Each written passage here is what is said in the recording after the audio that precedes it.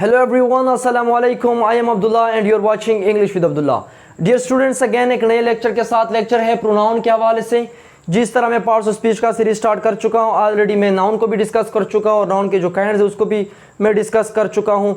तो आज का लेक्चर है प्रोनाउन के हवाले से। इस लेक्चर में हम प्रोनाउन को समझने की कोशिश करते हैं कि प्रोनाउन है क्या। अब इसका मैंने डिफिनीशन लिखा है यहाँ पे कि pronoun is a word that is used instead of a noun. जो बहुत कॉमन डिफिनीशन है प्रोनाउन का कि pronoun is a word that is used instead of a noun, कि प्रोनाउन वो वर्ड होता है जो इस्तेमाल किया जाता है instead of a noun. Instead का मतलब है कि बजाय, जो नाउन के जगह इस्तेमाल किया जाता है, जो नाउन के बजाय इस्तेमाल किया जाता है, तो उसको कहते हैं प्रोनाउन। किस तरह नाउन की जगह इस्तेमाल किया जाता है, यहाँ पे कुछ दो एग्जाम्पल मैंने लिखे हैं। इंशाल्लाह आप क्लियर हो जाएगा आपको कि प्रोनाउन कहते किसे। यहाँ पे मैंने लिखा कि Ahmed is my friend. Ahmed जो है वो मेरा दोस्त है। He is very honest, he gets first position in the class.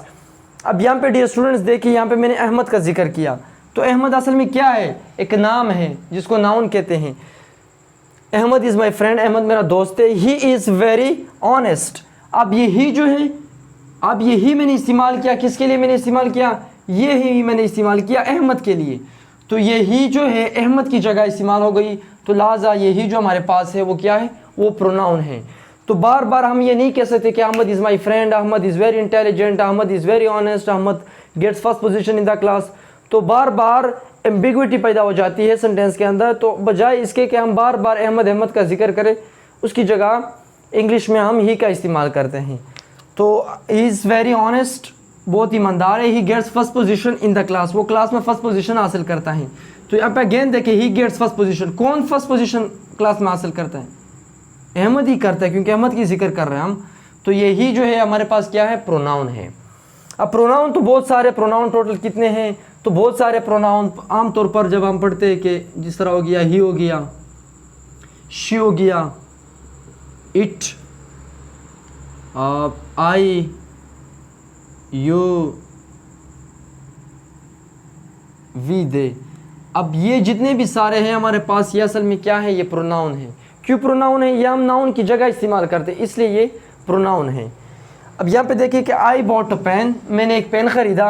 It is very expensive, ये बहुत कीमती है। तो बार बार मैं ये नहीं कहूँगा कि I bought a pen, pen is very expensive, तो पेन की जगह मैं इट इस्तेमाल करूँगा। तो ये इट जो है असल में पेन के लिए इस्तेमाल हुआ है, तो पेन की जगह इट इस्तेमाल हुआ, तो लिहाजा ये प्रोनाउन हुआ। इट राइट्स क्लियरली, ये बहुत साफ लिखता है। तो इट क्या है यहाँ पे हमारे पास? अगेन ये प्रोनाउन है। क्यों? क्योंकि ये जो है पेन के लिए इस्तेमाल हुआ है यहाँ पे। तो ये हमारे पास प्रोनाउन है। अच्छा, अब प्रोनाउन के बहुत सारे काइंड्स हैं।